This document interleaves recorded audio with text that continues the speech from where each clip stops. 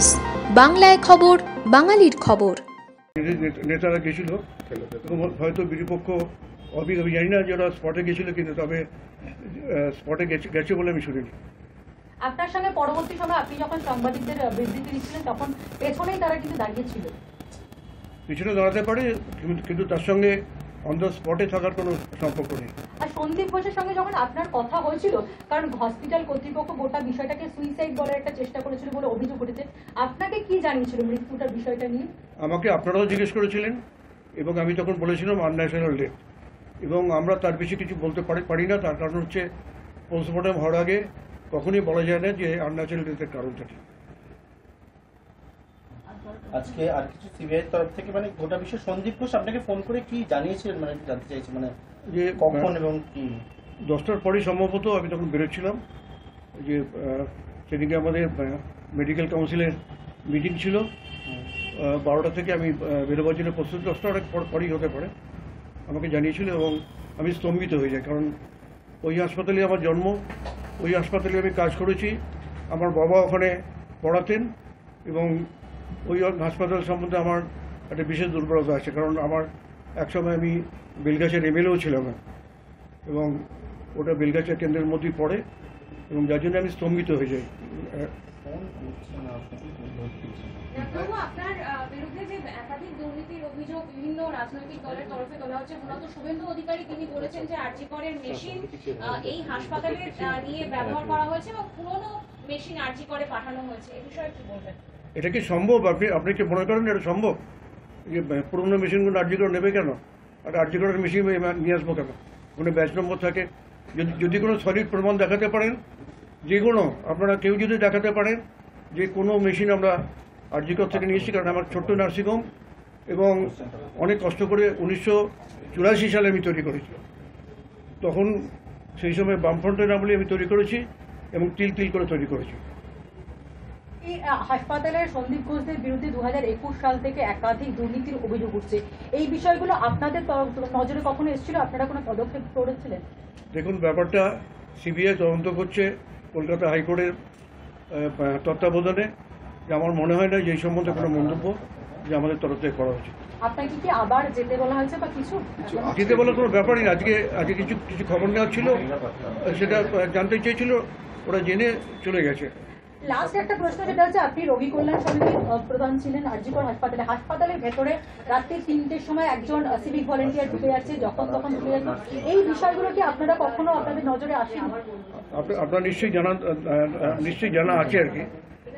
রোগী কল্যাণের যারা সভাপতি আছে বিভিন্ন জায়গায়, যে তাদের কাজ হচ্ছে যে রোগীদের সহায়তা করা এবং সেটাই দেখা আর কি, যে হাসপাতালের ডে টু ডে অ্যাডমিনিস্ট্রেশন দেখা বা অন্যান্য যে কাজকর্মগুলো সেগুলো কিন্তু অ্যাডমিনিস্ট্রেশনটাই দেখে এবং তারাই দেখবে।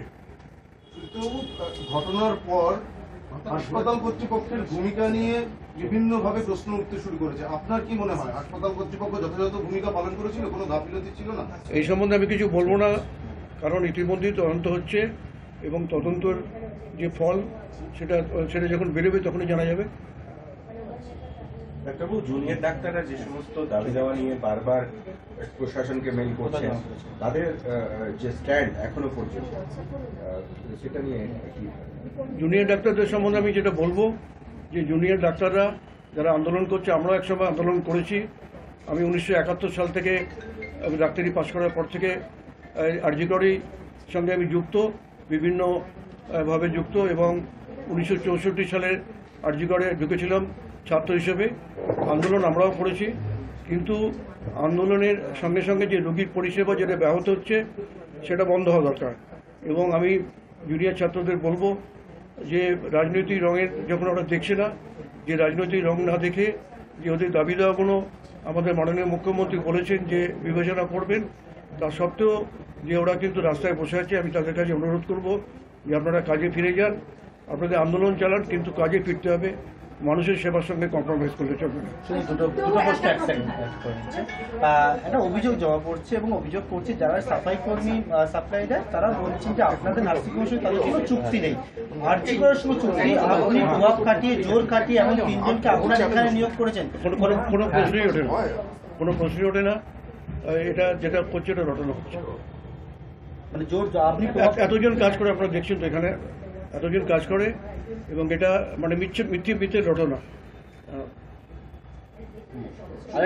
আরো একটা অভিযোগ যেটা ওরা বলছিল যে পোস্ট শুধু নয়, এখন অভিযোগ আপনারা জমা পড়েছে হাসপাতালের নানা সরঞ্জাম সেটা আপনার নার্সিংহোমে নিয়ে আসা হয়। একটু আগে তো বললাম, আপনাকে একটু আগে বললাম, ওইভাবে নেওয়া সম্ভব না। কিন্তু একটা বিষয় যে সন্দীপ ঘোষকে শোকজ করা হচ্ছিল, তার উত্তর এখনো পাননি। সেই জায়গা থেকে তার রেজিস্ট্রেশন ক্যান্সেলের বিষয় কি ওয়েস্ট বেঙ্গল মেডিকেল কাউন্সিল কিছু ভাবছে?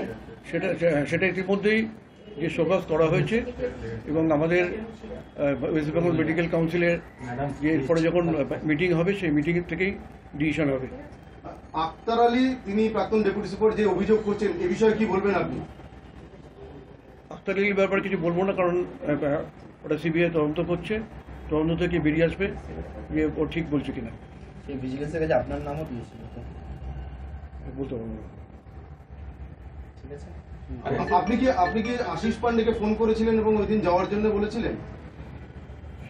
ঘটনা যখন আমি শুনেছিলাম যে 10টার পরে, তখন আমি তো বললাম যে আমি স্তম্ভিত হয়ে যাই, এবং আশিস পান্ডে আমাদের ইউনিটের সভাপতি, ছাত্র প্রেসিডেন্ট, আমি ওকে জানতে চাইলাম যে তুই কোথায়।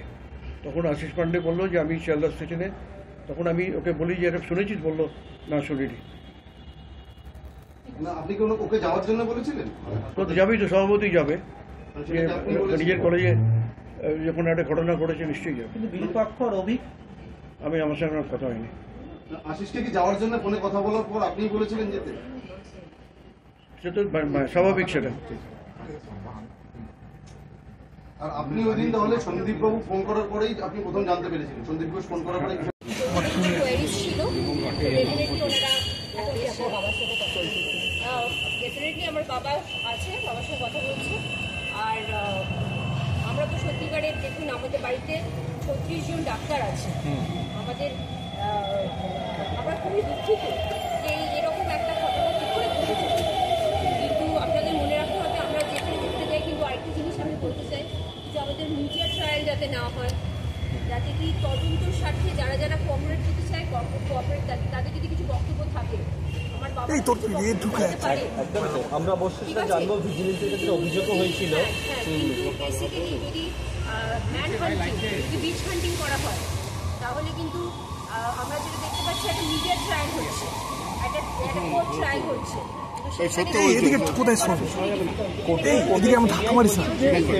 অল্টার করা হয়ে থাকতে পারে।